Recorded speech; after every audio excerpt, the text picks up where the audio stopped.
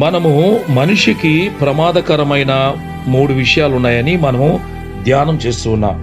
ఒకటి వర్రి, రెండోది హర్రి, మూడవది కర్రీ అని పరిశుద్ధ గ్రంథం ఇలా చెప్తా ఉంది.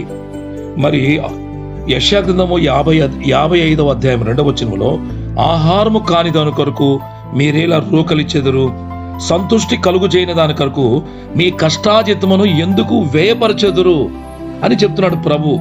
అంటే ఏం తినాలా, ఏం తినకూడదు, ఏం తింటే మీరు ఆరోగ్యంగా ఉంటారు, ఏం తింటే మీరు నష్టపోతారు అని ప్రభు మన మీద ఎంత శ్రద్ధ వహించాడో చూడండి. లేవీయులకు రాసిన కాండము 11వ అధ్యాయము 1 నుంచి 23 వరకు చూస్తే అక్కడ కూడా మనం ఏం తినాలి, ఏం తినకూడదు అంటే దేవుడు కేవలం రక్షణే కాకుండా మనం ఆరోగ్యంగా ఉండాలని కూడా మన కోసం ఎంత ప్రయత్నాలు చేస్తున్నాడు ప్రియులారా.